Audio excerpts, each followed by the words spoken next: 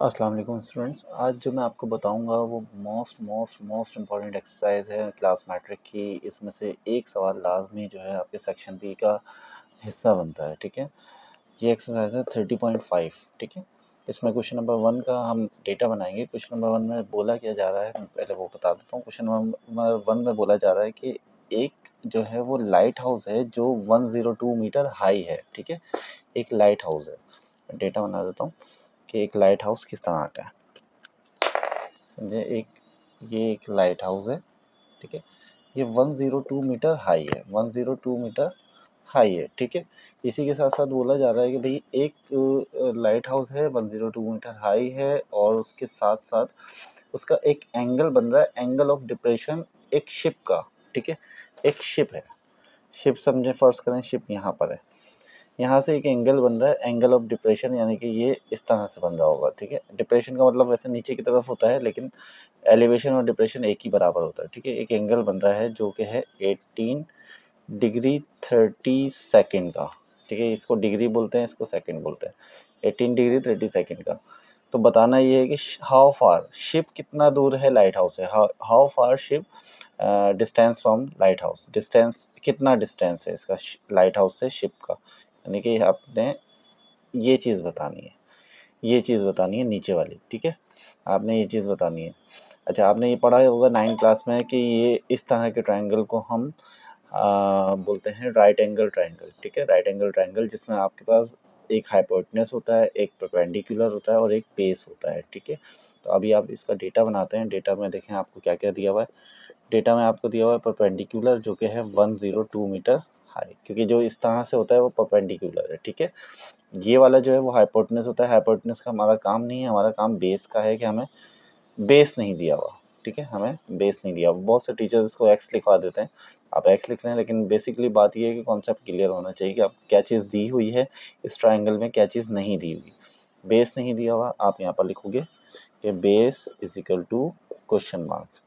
ठीक है, थीटा आपको दिया हुआ है, एंगल आपको दिया हुआ है 18 डिग्री और 30 सेकेंड, 18 डिग्री 30 सेकेंड। अच्छा, अब इस 30 सेकेंड को पहले कन्वर्ट कर लो।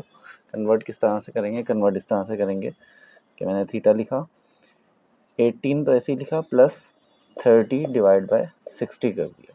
ठीक है, सेकेंड हटाया मैंने, इसकी जगह डिवाइड बाय 60 करा। थीटा ऐसे ही लिखा था 18, इन दोनों को डिवाइड कर रहा 0.5 आ गया।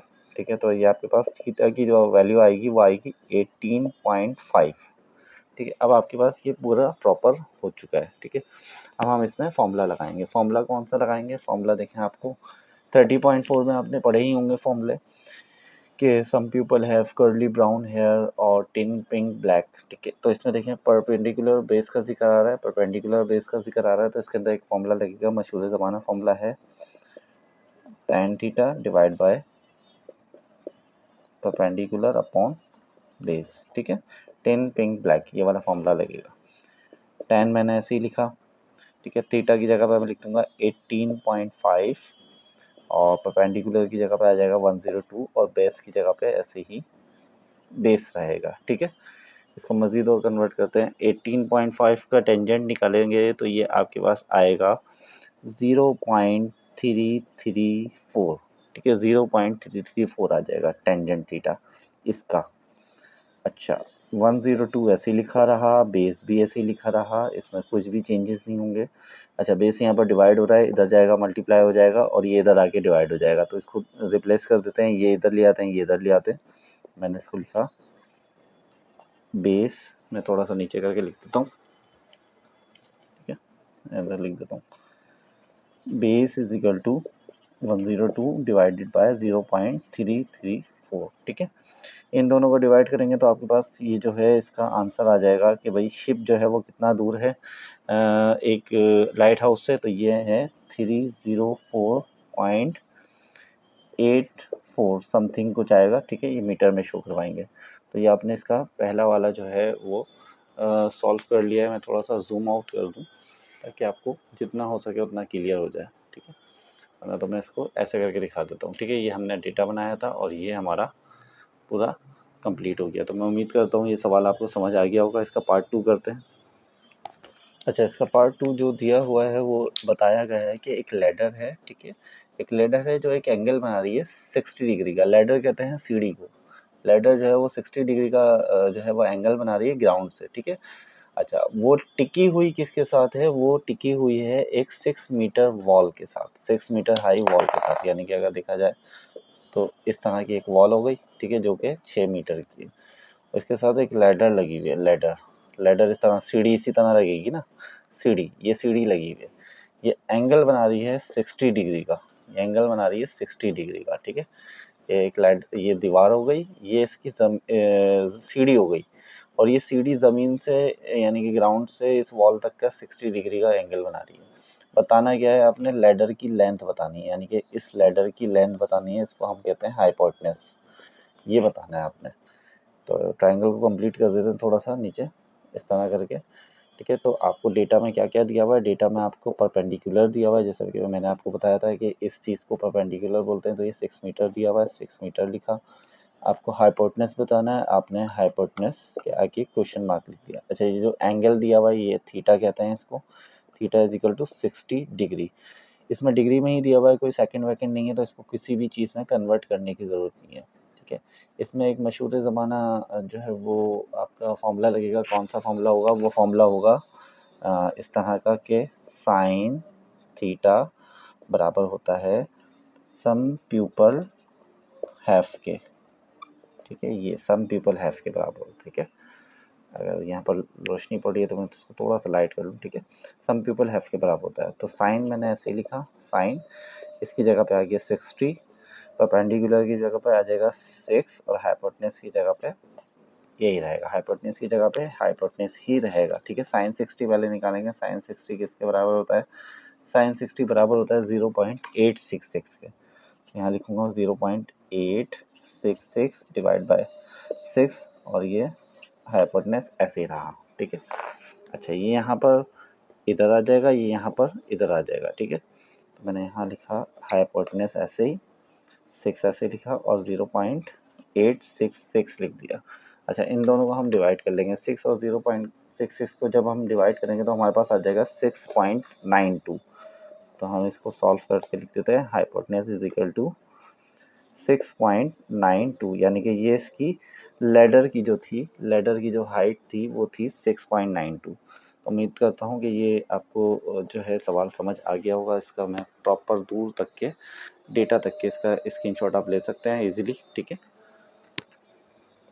अच्छा, ये क्वेश्चन नंबर 3 है। क्वेश्चन नंबर 3 का मैंने एक ट्रायंगल बना दिया है। इसमें बात क्या की जा रही है? इसमें बोला जा रहा है कि भाई एक फाइंड द एंगल, एंगल बताना है, find the angle of elevation, angle of elevation बताना है। चाहे एंगल ऑफ डिप्रेशन हो या एंगल ऑफ एलिवेशन हो, एंगल थीटा से ही शो होता है, ठीक है? तो आपने थीटा बताना है, थीटा बताना है कि थीटा कितना होगा, यानी कि एंगल कितना होगा किस चीज़ का, ये बताना है कि भाई ये बोला हुआ है कि when 6 metre high bamboo, 6 metre high bamboo, bamboo कहते हैं बांस को, कि एक बैम्बू है वो 6 मीटर हाई है, ठीक है? यानी कि परपेंडिकुलर आपको दिया हुआ है 6 मीटर, और उसका जो शेडो है, शेडो उसका जो साया है, ये साया कहलाता है, ठीक है? कोई चीज़ ऐसे स्ट्रेट है तो उसका साया जो है वो ऐसे ही आएगा ना, ना कि ऐसे आएगा, ऐसे तो नहीं आएगा, साया ऐसे आएगा। तो उसका जो साया है वो 2√3 है, यानी कि जो आपको बेस दी हुई है वो आपको दी हुई है 2√3।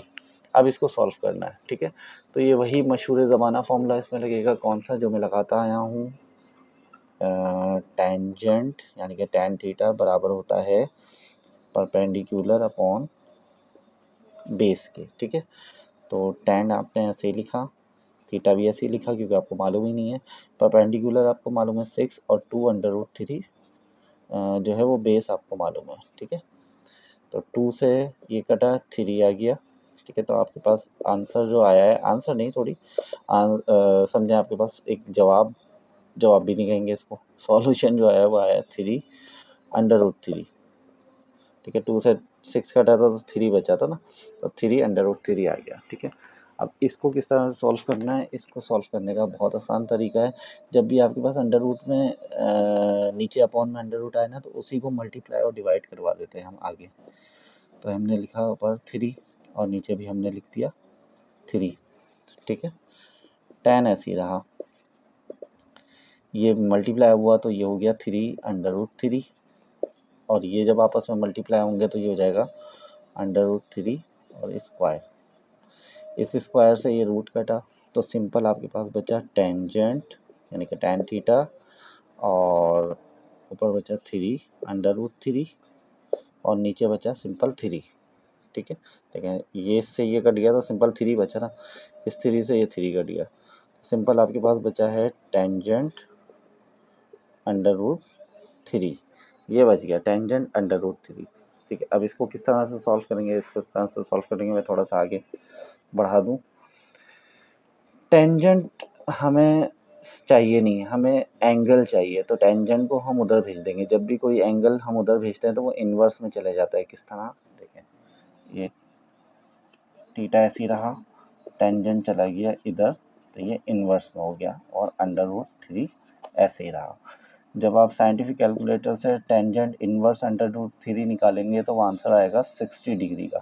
आंसर कुछ 59 समथिंग कुछ आएगा, तो उसको राउंड ऑफ करके 60 डिग्री कर देंगे, तो ये आपका आंसर हो गया क्वेश्चन नंबर 3 का भी। ठीक है, तो मैं उम्मीद करता हूँ ये आपको क्वेश्चन समझ में आया होगा।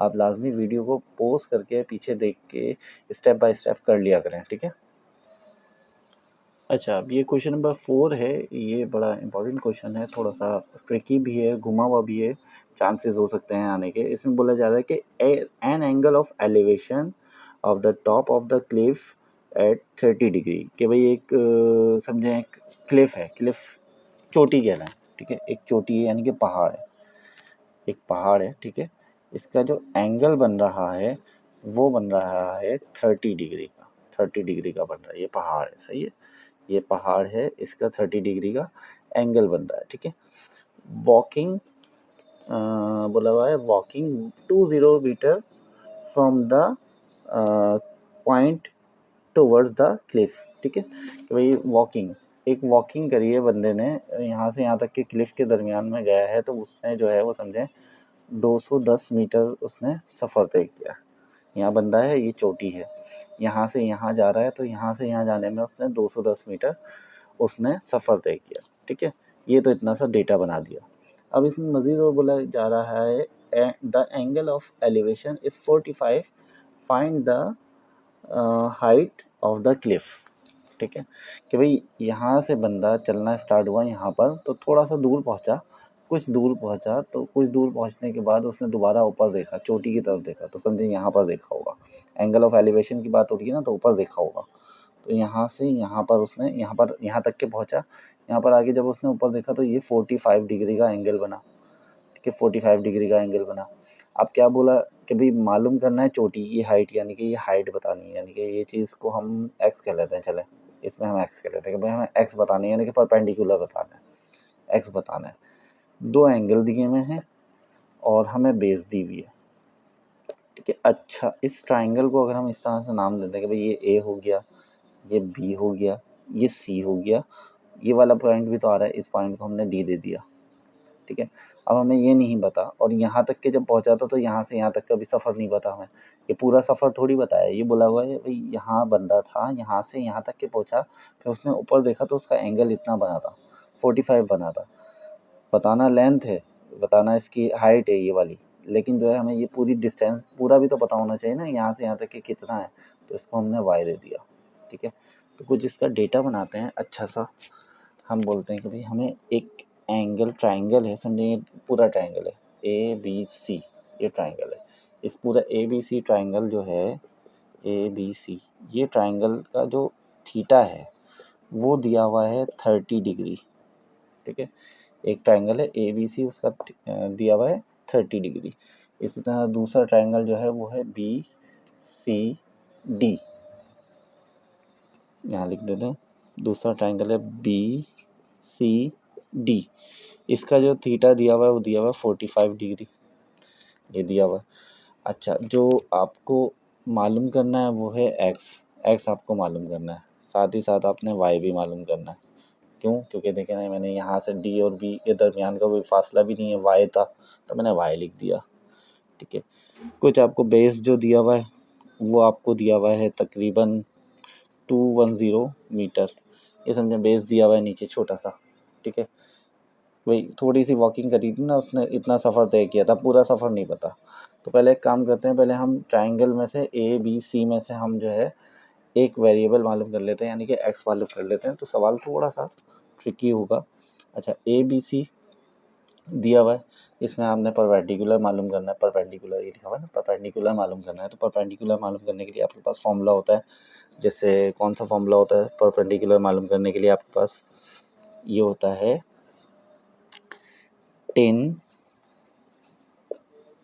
पिंक और ब्लैक, यानी कि tangent theta perpendicular upon base, ये फॉर्मूला होता है। ठीक है, टेंजेंट आपने ऐसे लिखा, थीटा की जगह आपने 30 लिख दिया क्योंकि पूरे उसका 30 था। ठीक है, अच्छा, परपेंडिकुलर आपको नहीं पता है तो उसकी जगह पे एक्स लिख दिया। बेस आपको बताया हुआ है 210, ये देखें बेस आपको बताया हुआ है 210, लेकिन हम बात कर रहे हैं पूरी ए से बी तक की। तो ए से बी तक के तो हमें नहीं पता है, हमें ए से डी तक के पता था और फिर वाई था।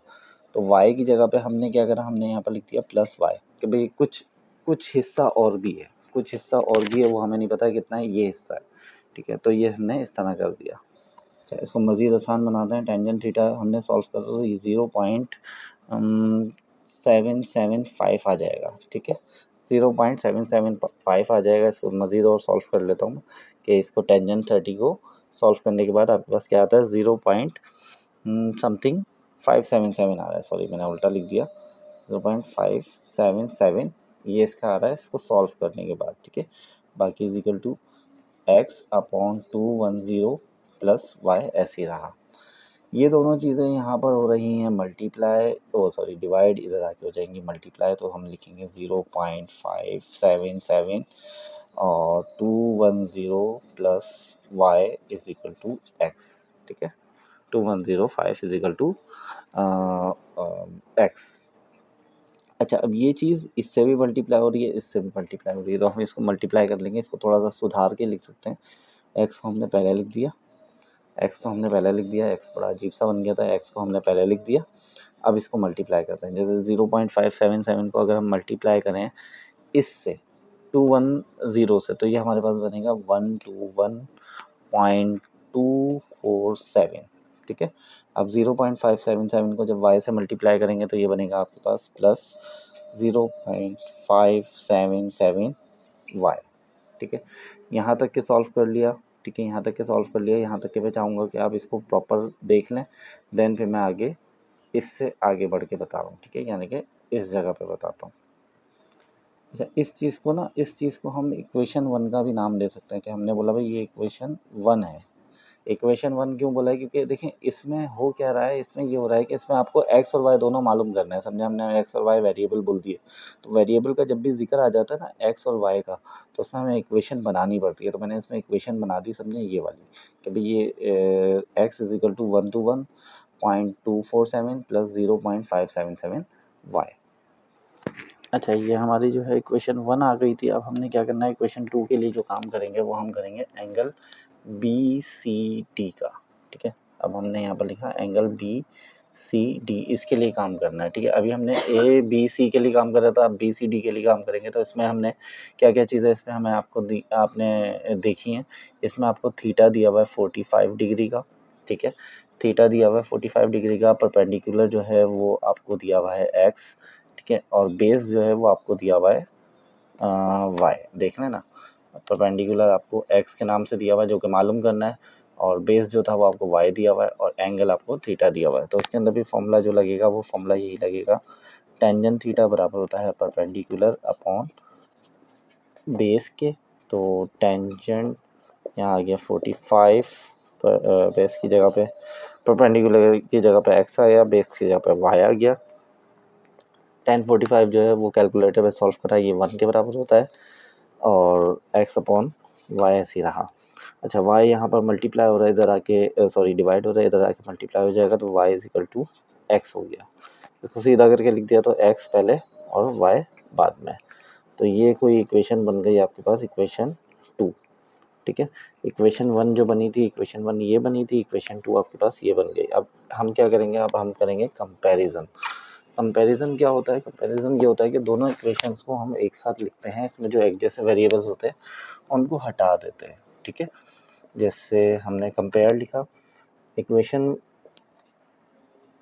1 एंड इक्वेशन 2 का कंपैरिजन करा, ठीक है। इक्वेशन 1 आपके पास क्या दी हुई थी, इक्वेशन 1 आपको दी हुई थी x is equal to 1 to 1.247। तो हमने x क्यों हटाया, ये x को हटाएंगे और ये x को हटाएंगे क्योंकि एक जैसा है, ठीक है, एक जैसा है।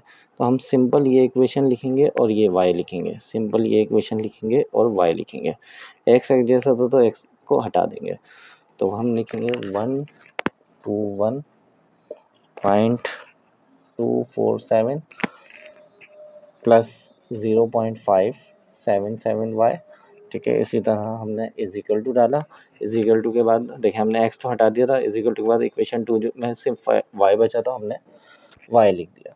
इसको सीधा करके लिख देते हैं, y को हमने पहले ऐसे लिखा, ठीक है, is equal to 1.247 plus 0.577y, ठीक है।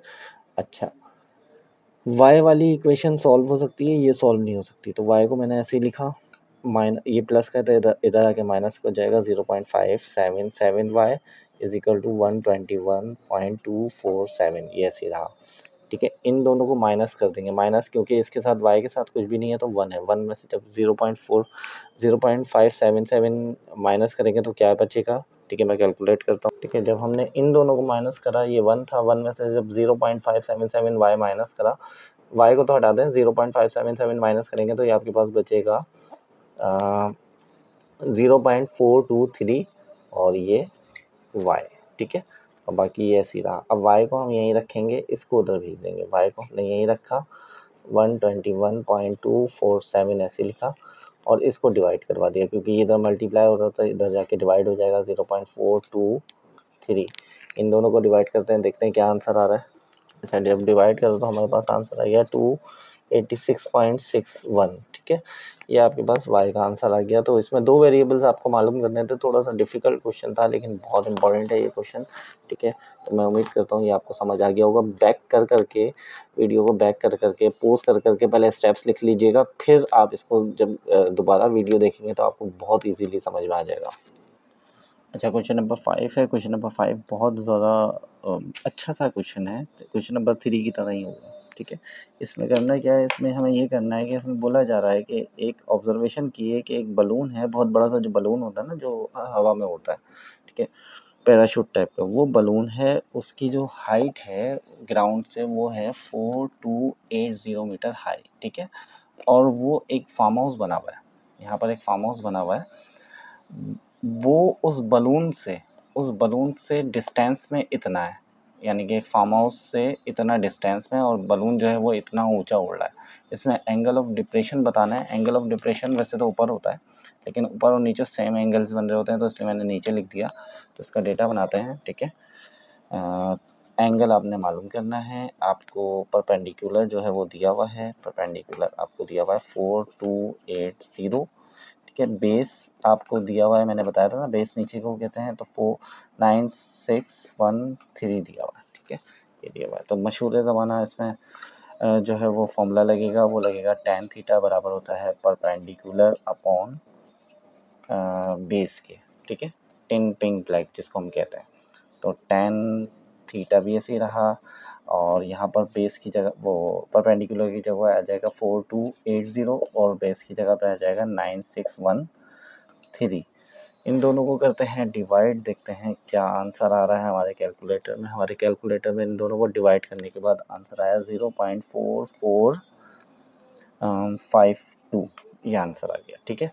तो हमें थीटा मालूम करना है। थीटा मालूम करने के लिए हम क्या करें, थीटा को यहीं रखेंगे, टेंजेंट्स को उधर भेजेंगे, तो ये हमारे पास टेंजेंट इन्वर्स हो जाएगा और ये 0.4452 ऐसे ही आ जाएगा। तो हम कैलकुलेटर में जब शिफ्ट दबा के 10 का बटन दबाएंगे तो 10 इन्वर्स आ जाएगा। 10 इन्वर्स के साथ साथ हम 0.4452 लिखेंगे, तो ये हमारे पास थीटा जो आएगा वो आएगा 24 डिग्री, समथिंग 24 डिग्री आएगा। मैंने राउंड ऑफ करके लिख दिया, तो ये आपका आंसर हो गया। तो मैं उम्मीद करता हूँ कि आपको 30.5 पूरी एक्सरसाइज प्रॉपर समझ में आ गई होगी। मैं ये चाहूँगा कि आप वीडियो को लाजमी देखें, लाजमी पॉज कर के देखें, पहले स्टेप्स बाय स्टेप्स उतार लें, बाद में देन दोबारा देखें वीडियो। इसमें आपका कोई नुकसान नहीं है, ठीक है, इसमें आपका कोई नुकसान नहीं है। आप बार बार वीडियो को देखें, वीडियो को देखेंगे, जितना वीडियो को देखेंगे उतना ईजिली आपको समझ में आएगा। ये मैट्रिक की एग्ज़ाम के लिए बहुत इंपॉर्टेंट एक्सरसाइज है। वीडियो को लाजमी लाइक करें, शेयर करें और सब्सक्राइब करें। जज़ाकल्लाह।